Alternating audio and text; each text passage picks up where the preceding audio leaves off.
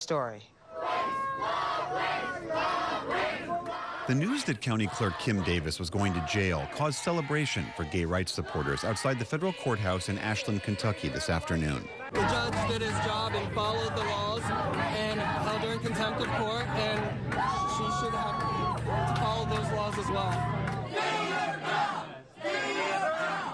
The controversy came to a head earlier this week when Davis, that's her behind the desk, refused again to issue marriage licenses to same-sex couples, citing her Christian beliefs against the practice.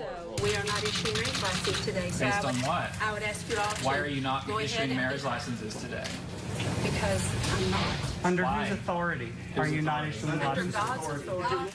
Back in June, when the U.S. Supreme Court ruled that gay marriage was legal nationwide, Davis stopped issuing marriage licenses for anyone in Rowan County, Kentucky.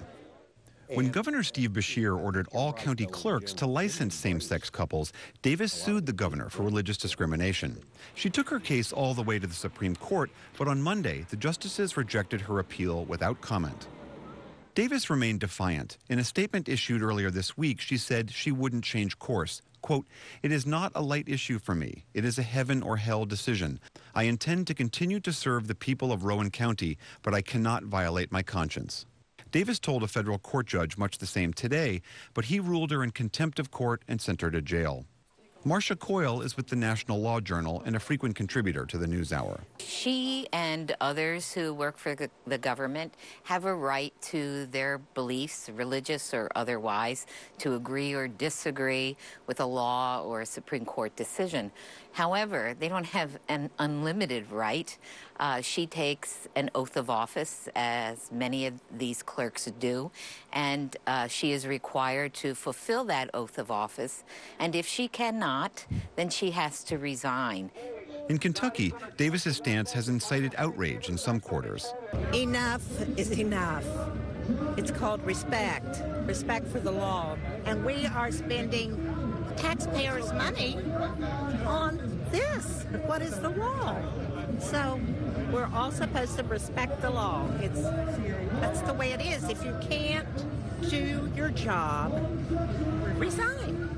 But the embattled county clerk also has her supporters, many of whom also showed up outside her federal court hearing today.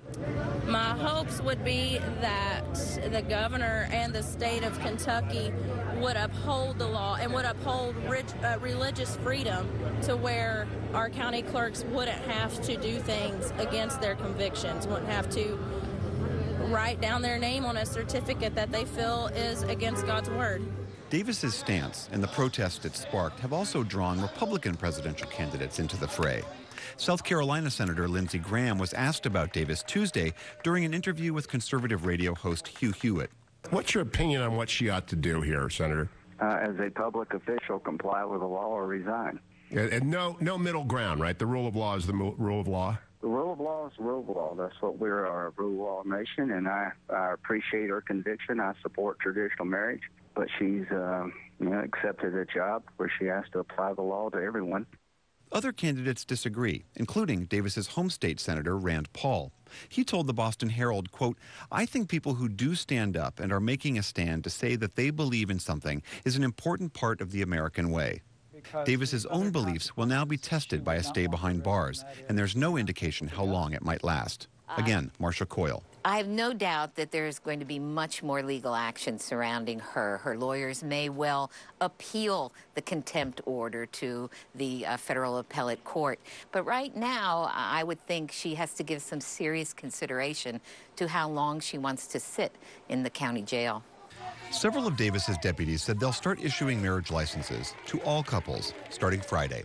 For the PBS NewsHour, I'm William Brangham.